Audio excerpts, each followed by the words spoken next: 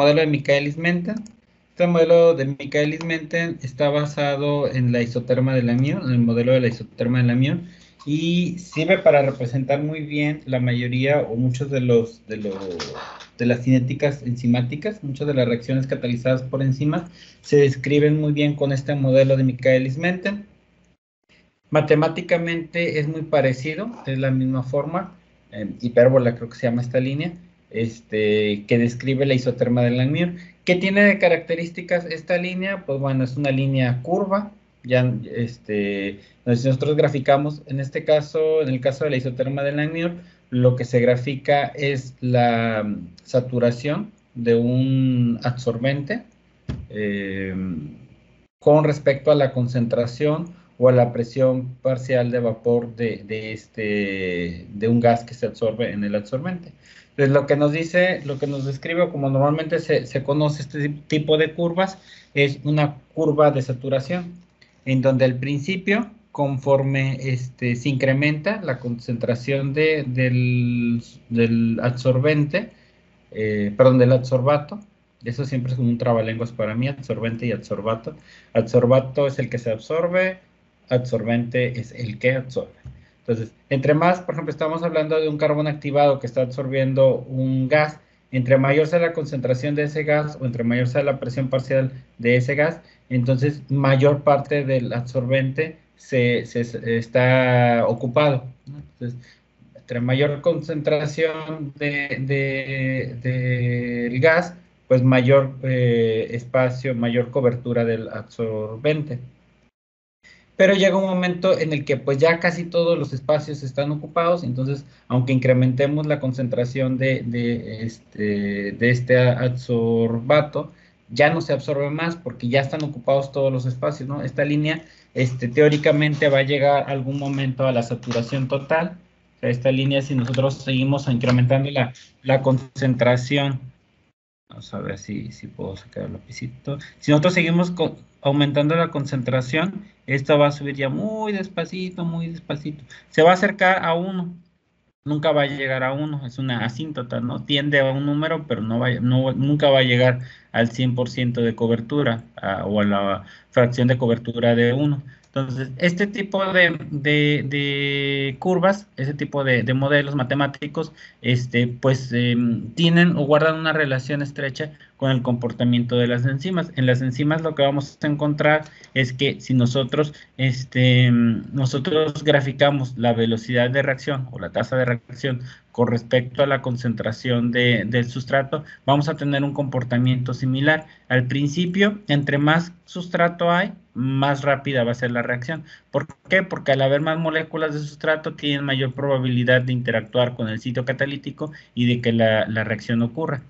Conforme se va incrementando la concentración, al principio esta relación es lineal, pero conforme pasa, cada vez sí se va a incrementar la velocidad, pero ya no de manera lineal, sino ahora más despacito, y va a tender a un número. Este número va a ser la velocidad máxima. La velocidad máxima ocurre cuando toda la enzima está ocupada, ¿no? Ya toda la enzima está procesando, está funcionando completamente en forma de complejo enzima-sustrato, es decir, aquí en el caso de la isoterma de Langmuir, lo que vamos a ver es que el absorbente deja de admitir más moléculas nuevas cuando está saturado, cuando todos sus sitios de interacción están ocupados. En el caso de la enzima, pues aunque la enzima solamente tiene un sitio de unión, pero bueno, al haber muchas moléculas de enzima, entonces algunas estarán ocupadas, algunas no estarán ocupadas. Conforme se incrementa la concentración de sustrato, pues todos los sitios catalíticos de todas las enzimas que están en esa solución están ya ocupados y están trabajando a su máxima velocidad. Si recuerdan el número de recambio nos dice cuántas moléculas, cuántas reacciones puede catalizar por sitio catalítico por segundo. Entonces ya cuando está completamente saturada la enzima, ya no puede más, ¿no? Ya es la capacidad de ese sistema, es toda la velocidad que va a llegar y ese número se conoce como Mumax, como Vmax. Entonces, en este caso, este gráfico es para las isotermas, tienen que ver con un proceso de absorción, algo que sucede entre interfaces, algo que sucede en la superficie, generalmente de sólidos. No necesariamente hay catálisis aquí se refiere a un proceso físico que se llama absorción. Esto me parece que lo vimos en fisicoquímica. Bueno, algo muy parecido pasa en las reacciones catalizadas por enzimas, pero en este caso la absorción o la interacción se da con el sitio catalítico de la enzima.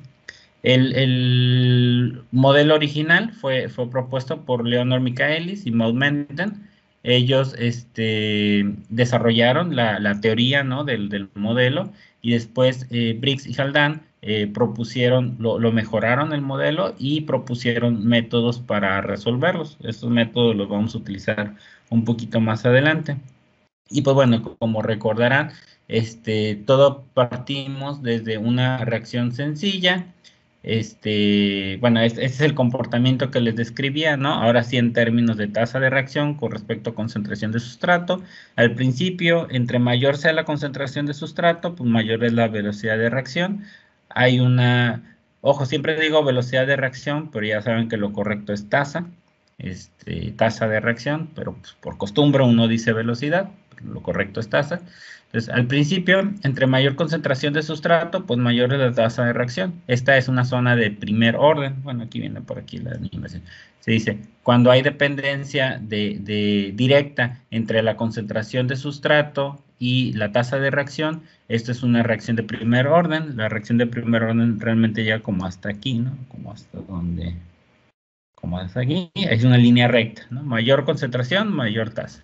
Después viene una zona en donde esto como que empieza a desacelerarse, es decir, si hay un incremento en la concentración, si hay un incremento en la concentración de sustrato, si representa un incremento en la concentración, en la tasa de reacción, pero ya no es lineal, es como una zona de transición. Y después llega a una tercera zona en donde por más que se incremente la concentración de sustrato, la tasa de reacción ya no se incrementa. ¿Cómo podemos incrementar cuando llegamos a esta zona en donde la concentración de sustrato, ya no podemos aumentar la concentración de sustrato para que sea más rápida la reacción? Entonces, ¿cómo podemos incrementar la tasa de reacción? Pues incrementando la cantidad de catalizador, ¿no? Aquí lo que pasa es la enzima ya está saturada, ya está a su máxima velocidad. Todas las moléculas, todos los sitios de catalíticos de todas las moléculas de la enzima están ocupados en ese momento. Entonces, por más que le pongamos sustrato, ya no va a ir más rápido. ¿Qué necesitamos? Pues incrementar la cantidad de enzima para que se incremente la velocidad. Entonces, independientemente de la concentración de enzima, si ponemos poquita enzima o mucha enzima, el comportamiento va a ser similar. La velocidad o la tasa de reacción en específico, pues entre mayor cantidad de enzima va a ser más grande la tasa de reacción, pero el comportamiento va a ser muy parecido. Esta forma de la curva va a ser muy parecido. La misma enzima en las mismas condiciones de temperatura, por ejemplo, y pH, va a alcanzar su velocidad máxima a la misma concentración de sustrato. Y entonces, a partir de esto, fue que se desarrolló el modelo de Michaelis-Menten para explicar este comportamiento. Ojo, esta es una reacción enzimática que se comporta de acuerdo al modelo de Michaelis-Menten. Existen reacciones que tienen otro tipo de fenómenos, por ejemplo, en donde van a encontrar una inhibición por sustrato, o en donde van a encontrar una inhibición de otro tipo, ¿no? Inhibición competitiva, que vamos a ver más adelante. Pero digamos, este es el modelo clásico del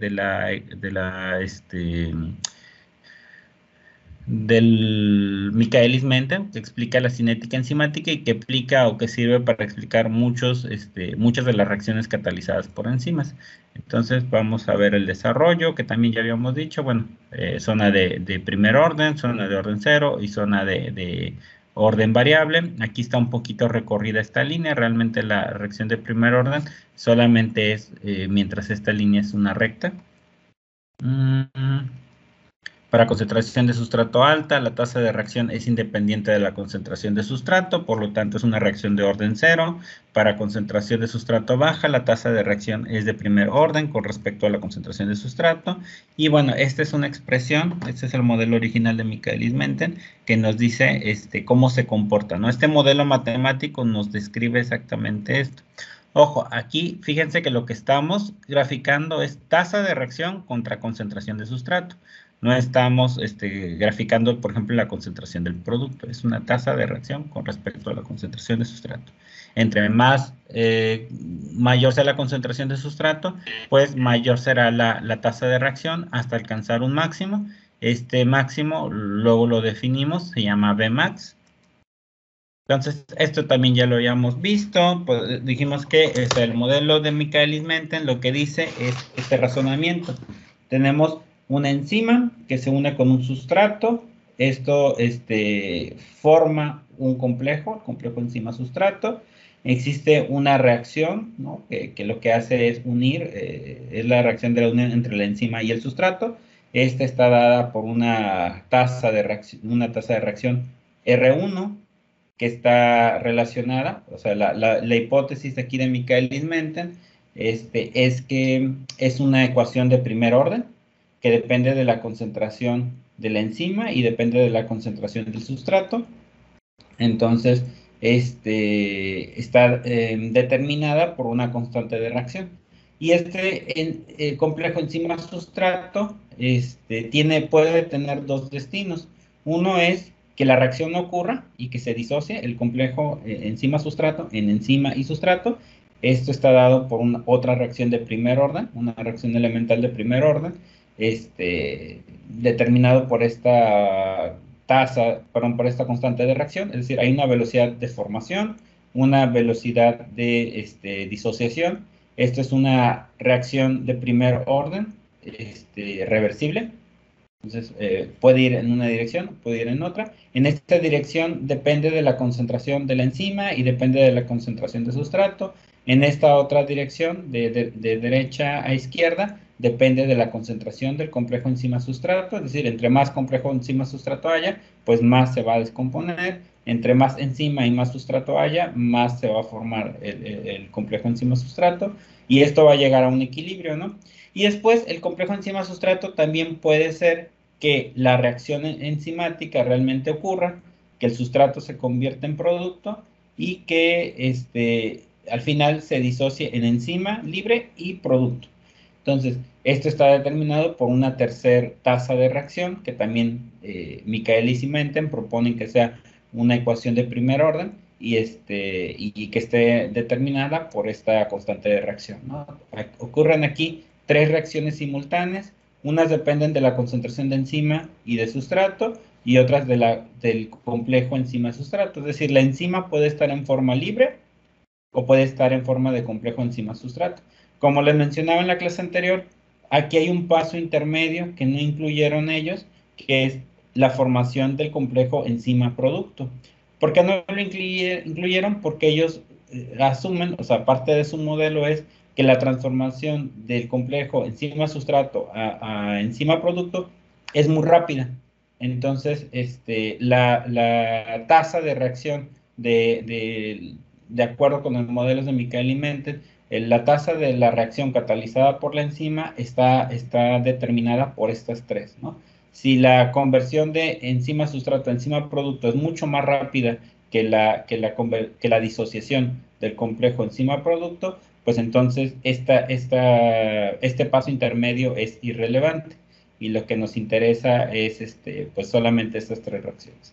Bueno, esto es el modelo de Michaelis-Menten, ¿no? Y a partir de ahí deducen sus ecuaciones. Vimos que se pueden determinar tres velocidades: la velocidad de formación del complejo enzima-sustrato, la velocidad o la tasa de disociación del complejo enzima-sustrato y la tasa de disociación del complejo enzima-producto.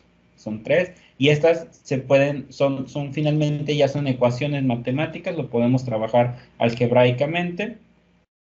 En el estado estacionario, es decir, si no hay acumulación de complejo enzima-sustrato, cuando ya se alcanza el estado estacionario, cuando se alcance un equilibrio cinético, entonces aquí lo que vamos a encontrar es que podemos hacer una igualdad. Decimos, la velocidad de formación del complejo enzima-sustrato es igual a la velocidad de descomposición. La velocidad de formación, pues, está determinada por esta relación, por esta reacción, la reacción 1 con una tasa de reacción B1 y la de descomposición pues está determinada por dos reacciones, la reacción 2 y la reacción 3.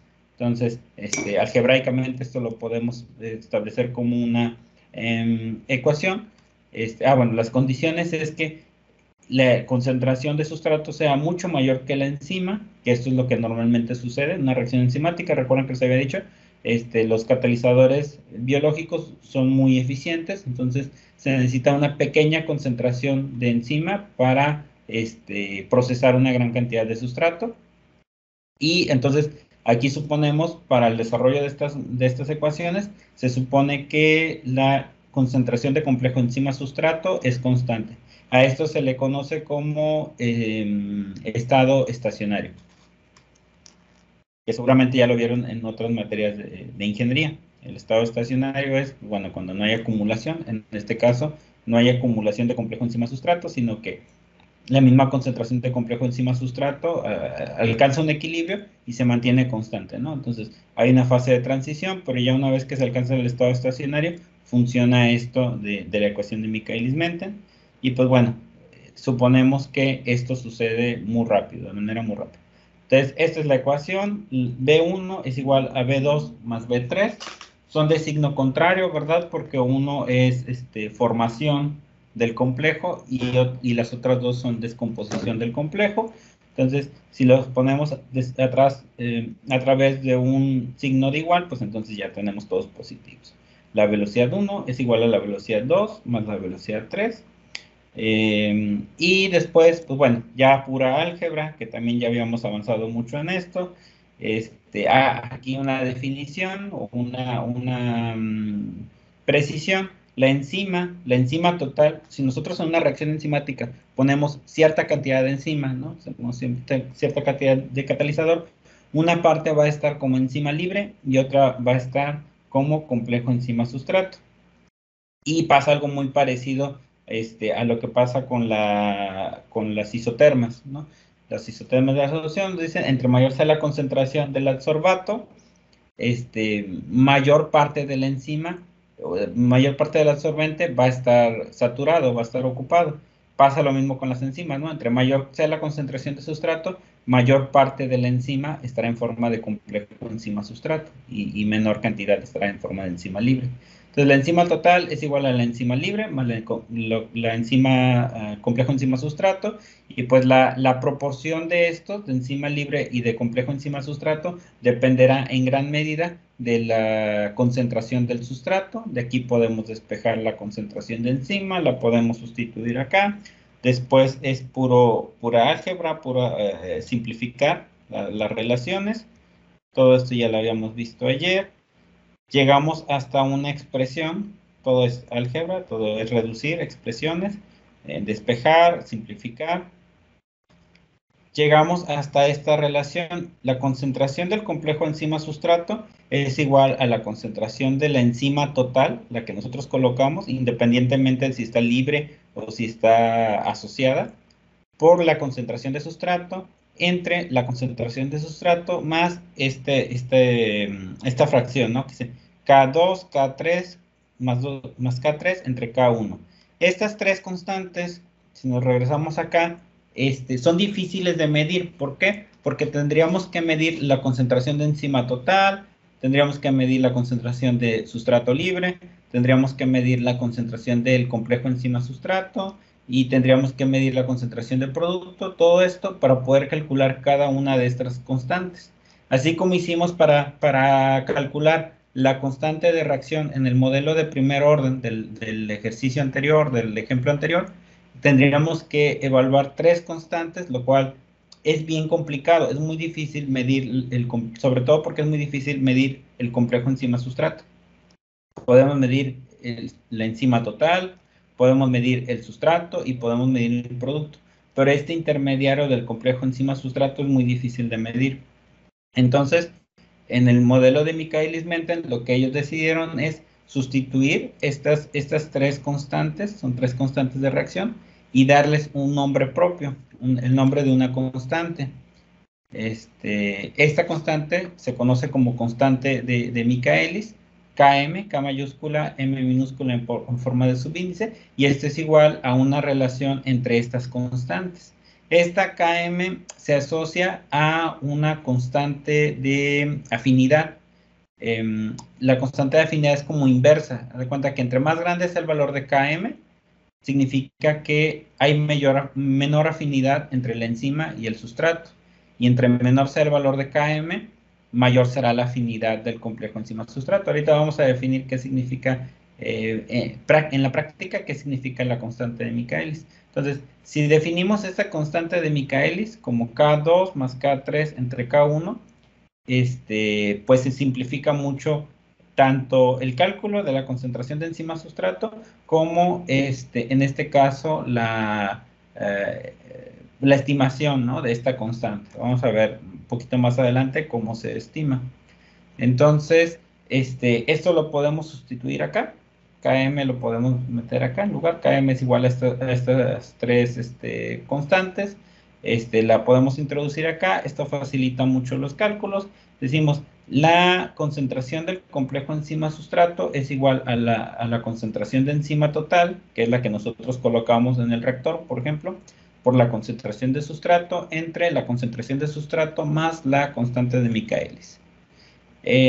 Otra cuestión que hay que definir, y esto es parte importante del modelo de Michaelis-Menten, la definición de estas constantes, la constante de Michaelis y la velocidad máxima. Dijimos que, como en el caso de las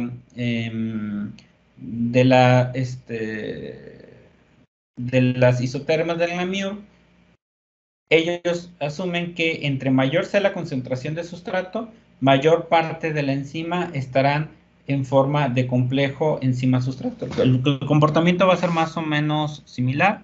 Vamos a tener algo así. A diferentes concentraciones de sustrato.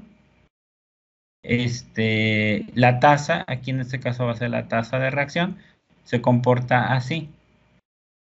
Una curva de saturación.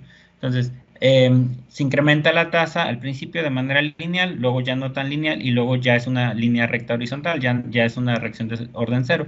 Y ellos asumen que esto es por la saturación de la enzima, es decir, cuando hay poquito sustrato, la mayor parte de la enzima está libre y hay una pequeña cantidad que está en forma de complejo enzima-sustrato. Conforme vamos incrementando, es decir, hay mucha enzima, pero está desaprovechada porque hay poco sustrato. Conforme vamos incrementando la concentración de sustrato, la proporción de complejo enzima-sustrato es cada vez mayor y la proporción de enzima libre es cada vez menor. Cuando se alcanza la máxima velocidad, que sería como por aquí, por ejemplo, más o menos.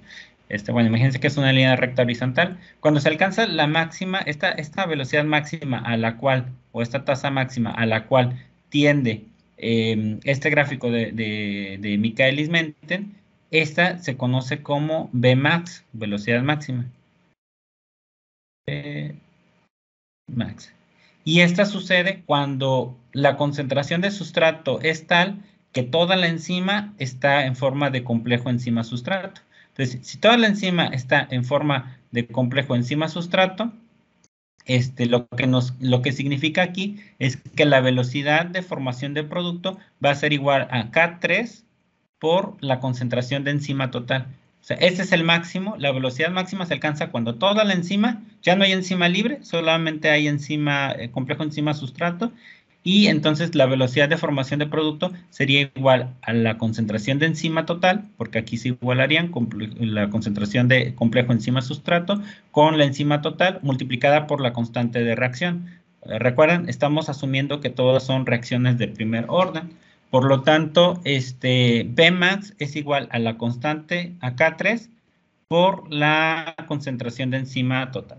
Entonces, Vmax, si vemos aquí podemos modificar esta ecuación se fijan aquí, la velocidad de reacción normalmente va a ser se va a calcular multiplicando la concentración de complejo enzima-sustrato por la constante de reacción. Entonces, estos conceptos los podemos combinar con esta ecuación, es decir, Vmax lo podemos, o ET lo podemos calcular, lo podemos cambiar por esto, vamos a sustituirlo aquí. Nos dice, B siempre es igual a la constante 3 por la concentración del complejo enzima-sustrato.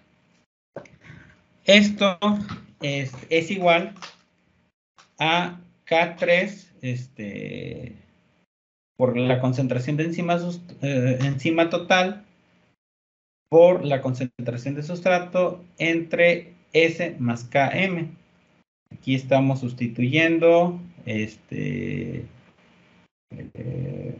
enzima total por K3. Ok, estamos sustituyendo aquí la velocidad, ¿no? Esto surge, la concentración de la velocidad de reacción viene de multiplicar la concentración del complejo enzima-sustrato por la constante de reacción. Es decir, hasta aquí lo único que tenemos es la concentración del complejo enzima-sustrato.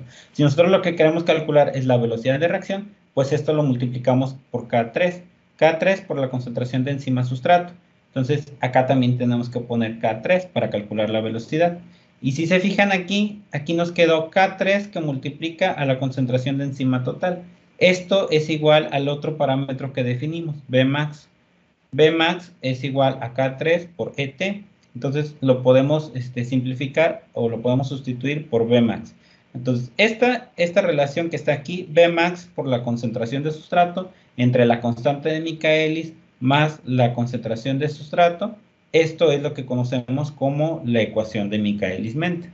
Definimos dos parámetros, la velocidad máxima, que es la máxima velocidad de reacción, la máxima tasa de reacción que se puede alcanzar en estas condiciones determinadas de temperatura y pH, por ejemplo, de concentración de enzima también, y S, que es la concentración de sustrato, y Km, que es, aquí, bueno, es una relación entre las constantes, pero ya en la práctica vamos a observar lo siguiente. La velocidad máxima se alcanza cuando está completamente saturada la enzima. Cuando nosotros, o la mitad de la velocidad máxima, 1/2 de Vmax, se alcanza cuando la concentración de sustrato es igual, bueno, imagínense que esto es aquí un ángulo recto. Vmax se alcanza cuando, o sea, Vmax la podemos calcular, la podemos observar, es la máxima velocidad que va a alcanzar esta reacción en estas determinadas condiciones, a una cierta concentración de sustrato, y la mitad de esta velocidad, vamos a pensar si Vmax es igual a 100, una velocidad de 50 se alcanza cuando obtenemos una concentración de sustrato equivalente a Km, es decir, Km se define como la concentración de sustrato a la cual se alcanza la mitad de la velocidad máxima. A ver si viene por aquí. Bueno, aquí viene dibujado más bonito. Esta es la relación entre la velocidad de reacción, la tasa de reacción y la concentración de sustrato. A mayor concentración de sustrato, mayor velocidad de reacción, hasta llegar a un límite. Este límite es la máxima velocidad o velocidad máxima. Cuando alcanzamos, o la Km, se refiere a la concentración de sustrato a la cual se alcanza la mitad de la velocidad máxima de la reacción.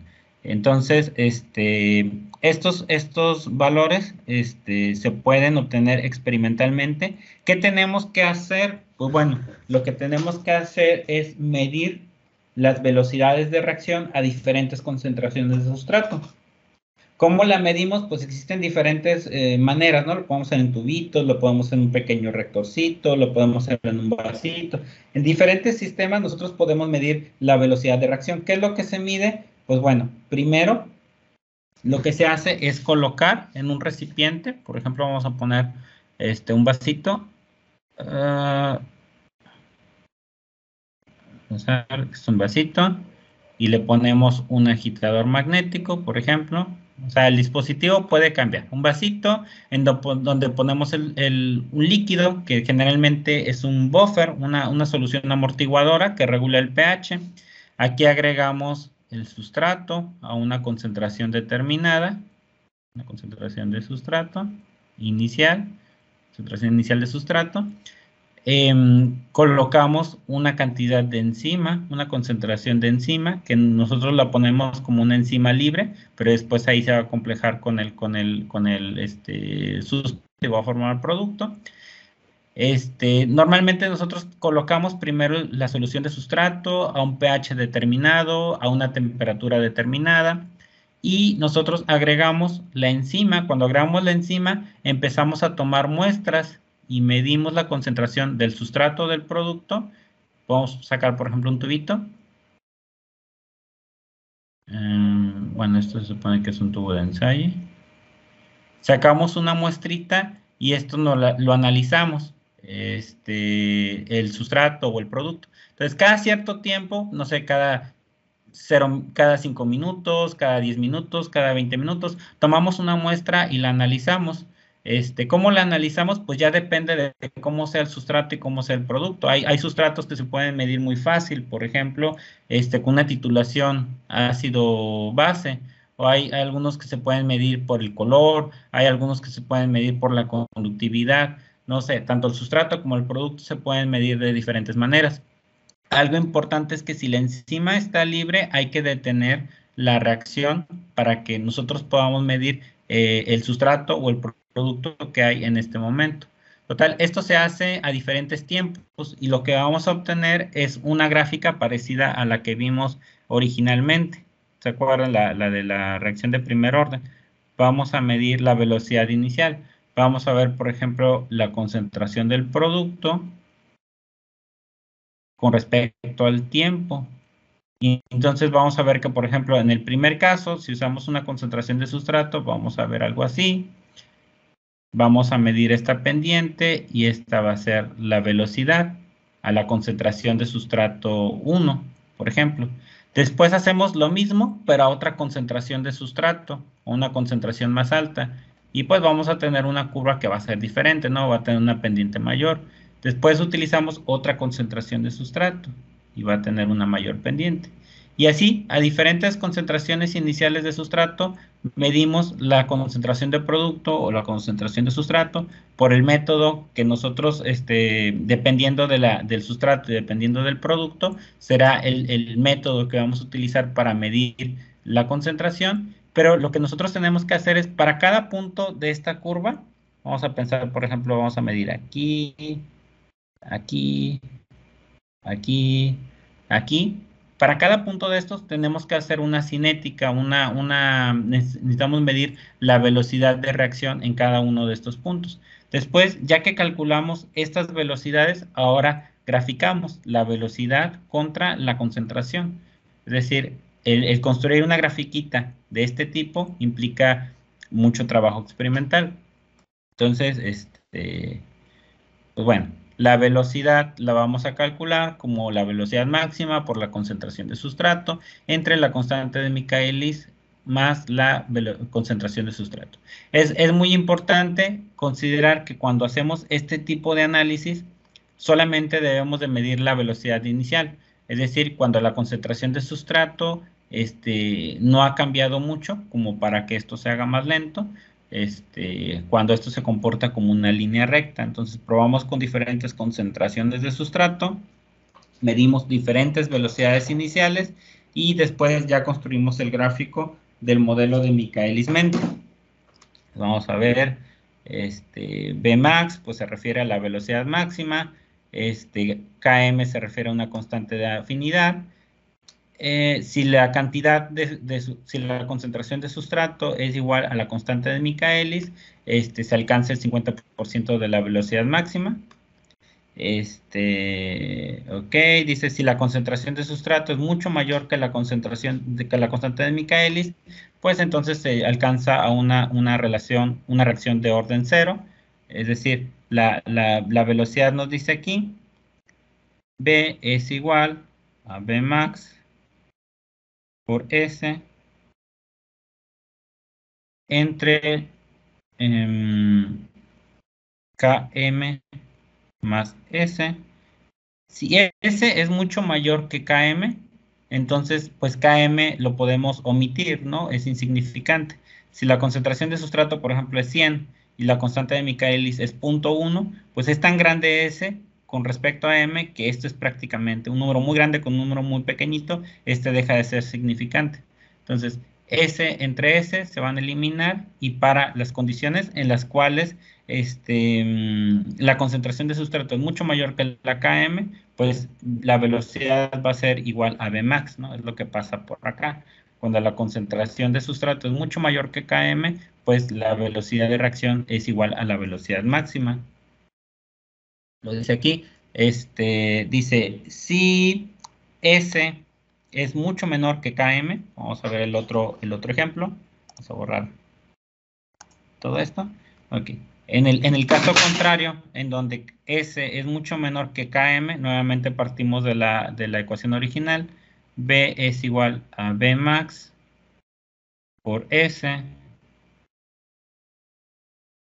entre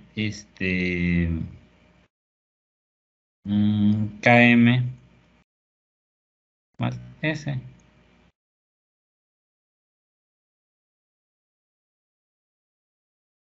Entonces, okay.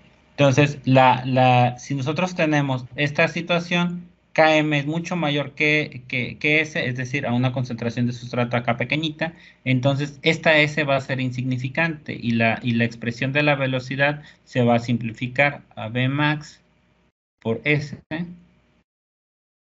entre Km.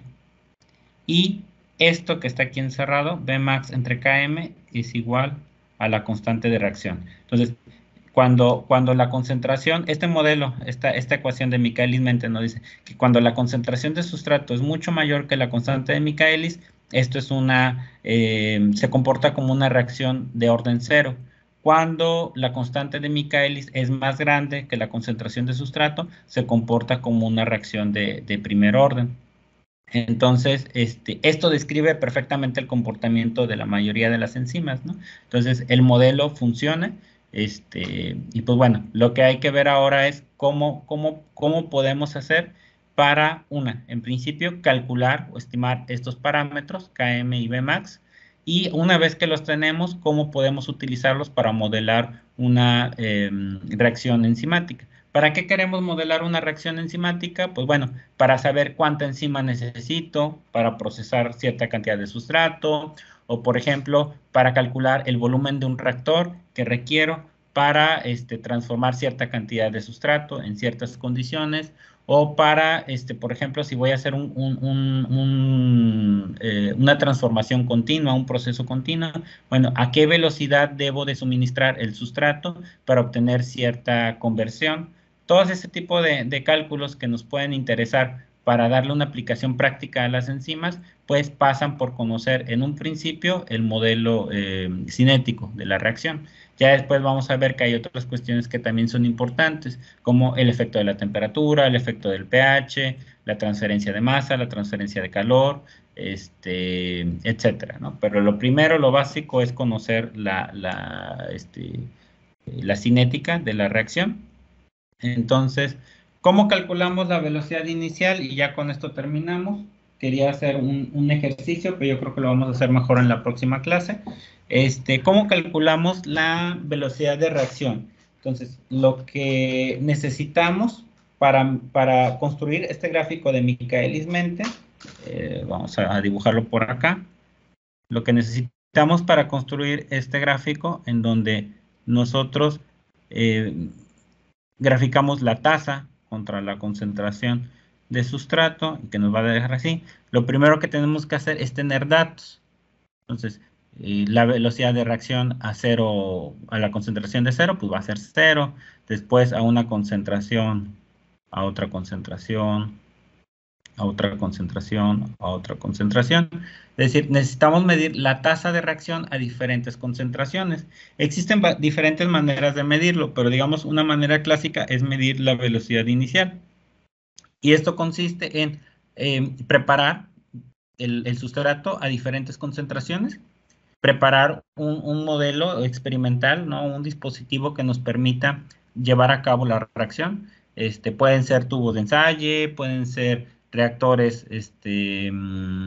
agitados, pueden ser diferentes tipos de reactores. El chiste es que nos permita poner en contacto el sustrato con la enzima, que nos permita tomar muestras y analizarlas, o si es posible, existen algunos reactores que nos pueden medir directamente la concentración, ¿no? Existen algunos dispositivos que nos permiten medir la concentración del sustrato o del producto, depende de la reacción, depende cómo el método analítico que vamos a utilizar para medir, depende de la instrumentación del reactor o del dispositivo.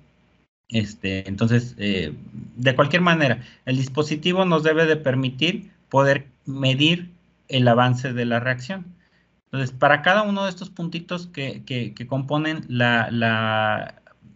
el modelo, ¿no? O los datos que vamos a utilizar para ajustar al modelo de Michaelis-Menten, cada uno de estos puntitos proviene de una reacción independiente. Esta es a una concentración, esta es a otra concentración, esta es a otra concentración, esta es a otra concentración.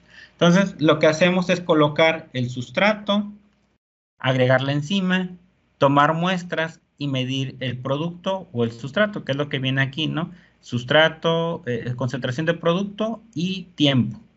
Entonces, lo que nosotros vamos a suponer es que al principio la concentración de sustrato es básicamente constante. Conforme va avanzando la reacción, se va acabando el sustrato y esto se va haciendo cada vez más lento. Entonces, a nosotros lo que nos interesa es medir la velocidad inicial. Entonces, existen varias maneras. ¿Por qué nos interesa medir la velocidad inicial? Porque nosotros queremos medir la velocidad a la concentración de sustrato que nosotros preparamos. Es decir, nosotros a lo mejor preparamos aquí concentración a sustratos a una concentración de 5 milimolar, 10 milimolar, 20 milimolar, 40 milimolar. Pues bueno, nosotros queremos conocer la tasa de reacción a estas concentraciones que preparamos. Entonces, ¿cómo podemos calcularlo o cómo se hace? Pues necesitamos medir la velocidad al inicio de la reacción. Ya después no, porque después se va a hacer más lento porque se va acabando el sustrato. Y realmente no sabemos bien cuánto sustrato queda aquí en cada uno de estos puntos. Entonces, de inicio, lo más fácil es medir la velocidad inicial. Solamente aquí, cuando se ve como una línea recta, entonces aquí lo medimos. ¿Cómo lo hacemos matemáticamente? Pues podemos seleccionar nosotros, hay varias maneras. Nosotros podemos seleccionar dos puntos, por ejemplo, si nosotros seleccionamos este punto y nosotros medimos la diferencia de concentración entre la diferencia del tiempo, vamos a encontrar una tasa de reacción, dice una delta o diferencias discretas, cambio de concentración con respecto al tiempo. Nosotros podemos elegir dos puntos, por ejemplo. Si nosotros elegimos estos dos puntos, a lo mejor vamos a tener una medición muy aproximada de la velocidad de reacción inicial. Pero si nosotros seleccionamos este punto y este punto, pues ya no va a ser lo mismo, ¿verdad? Porque aquí ya la concentración de sustrato ya no es igual a la concentración de sustrato inicial. Entonces, hay que ser muy cuidadosos cuando se eligen solamente dos puntos. Hay que verificar que lo que hay entre estos dos puntos sea una línea recta. Entonces, es más conveniente hacer varias mediciones en intervalos de cortos de tiempo para verificar que esto se comporta como una línea recta y poder tener una buena estimación de la velocidad. Si no, nos va a salir todo raro, todo feo. Podemos hacer una regresión lineal, así digamos aproximada, ahí dice aquí, aukímetro. Entonces decimos, bueno, tenemos todos estos datos, los primeros 4, los primeros 5, me parece que forman una línea recta. Entonces vamos a hacer una regresión lineal solamente de estos datos. Esta sería por regresión lineal. Podemos utilizar regresión polinomial también. Si nosotros tenemos esta línea, sabemos que estos datos no los vamos a poder graficar, no los vamos a poder unir con una línea recta. Lo que nosotros podemos hacer es una regresión utilizando un polinomio. Es muy fácil de hacerla, por ejemplo, en Excel. Y después calculamos la pendiente en el origen. ¿Cómo calculamos la pendiente de una curva? ¿Se acuerdan cómo se hace eso?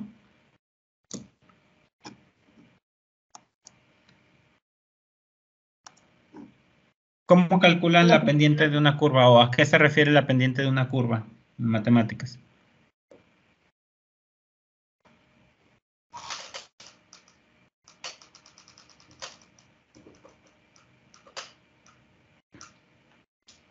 La pendiente de una recta muy fácil, ¿no? La pendiente de una recta, medimos hacemos la regresión lineal y la m de la pendiente, la m de la regresión, pues es la pendiente. Pero si nosotros tenemos una curva de este tipo, ¿cómo podemos calcular aquí la pendiente al origen. ¿Alguna vez hicieron algo parecido? ¿Llevaron cálculo?